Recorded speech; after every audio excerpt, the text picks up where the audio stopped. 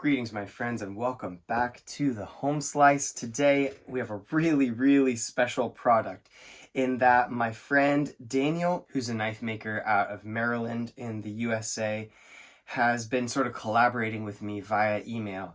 And Daniel makes these kitchen knives where the handles are resin that is basically formed to the exact shape of the inside of your hand grip.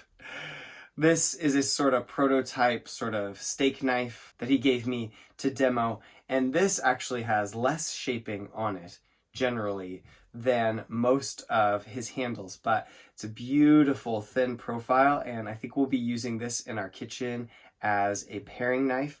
But in addition to that knife, he has given us 3 others. Now, my wife's Spyderco Z-Cut, I have to sadly say, has passed on from this life. She was cutting through a chunk of frozen butter and hit the cutting board, and it broke kind of right there at the Spidey hole. And she was really sad about it, and we were thinking about getting another one. But Daniel found out about it, and he's like, oh, I could make you something that's like the rough profile, maybe a little bit bigger. But the rough profile of a Spyderco Z-Cut, just give me a little bit of time. And so he made for Danny this knife. If you take the line across your hand here, he takes a measurement of how many millimeters that is, and he builds a knife to the actual like millimeter measurement of your hand. So Danny's hand measured 84 millimeters across, and this is a tiny bit tight on my hand because it's actually built for Danny's hand.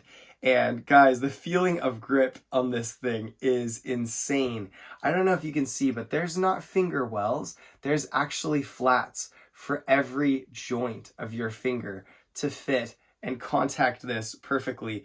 He's done analysis on how much surface area you're pushing down on when you have a pinch grip on a kitchen knife, and it's something like 0.1 or 0.2 square inches that all of the downforce of pushing is going into.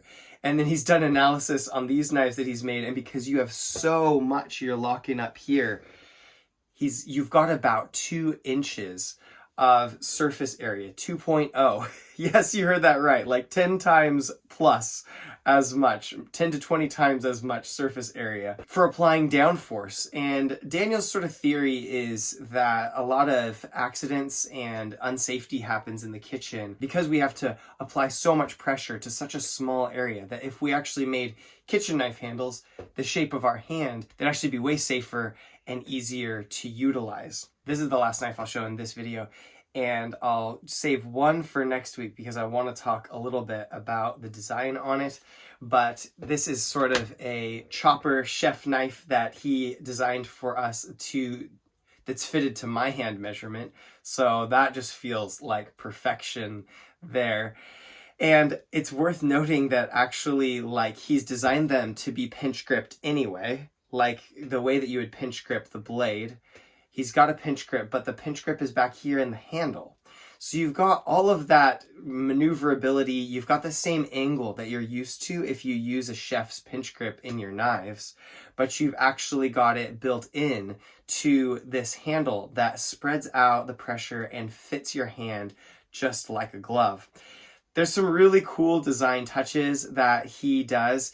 He takes these knives and brings them down to a very thin edge, but then he actually purposely convexes this last little portion here because he's found that it causes food adhesion to drop. The food actually comes off of your knives easier. He's also put a lot of analysis into how much you need to bend your wrist and things like that, so that when you get up to that cutting board, this thing sits exactly where you want it to sit. So I'm going to not do a lot of video of using these right now. I think I'm going to put them into my kitchen, and then Danny and I will use them for the next several months.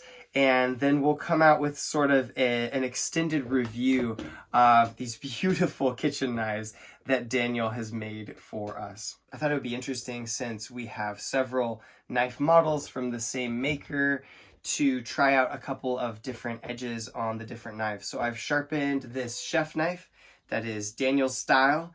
In Daniel's style of sharpening, he recommends a electroplated diamond stone, and that you take it to like a 17-degree edge, and then you take it up for just a high angle pass or two to remove the burr at like 30 to 40 degrees per side, because that's super effective in removing damaged metal. And then you have this sort of like micro apex that's really aggressive and easy to create.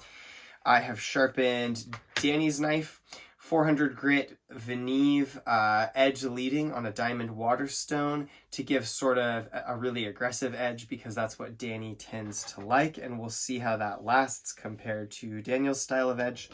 I've sharpened this steak knife to a fine edge, taken it to Sharpen Glass 8K, and then brought it back to a Veneve 3 to 5 micron diamond stone to restore some of that crispness and bite, to see how a fine edge does.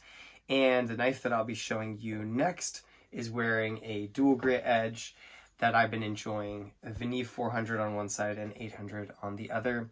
They've all been stropped on diamond, and I'm excited to get into using these. So I just want to say a big thank you to Daniel. If you have never taken a look, check out his website. It's DBX Knives.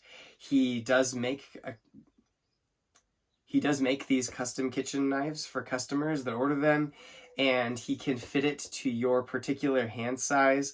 And I just think this is an ergonomic masterpiece. Daniel's actually taken like a lot of notes about what we like to use, and I've told him our different preferences for kitchen knives, and he's tried to build these to be like the perfect kitchen knives to our preferences. So thanks for putting all that work in, Daniel. I can't wait to use them. They're going up on the kitchen knife rack this week, and I'll keep you guys posted, all right? Peace out from the Home Slice. Bye.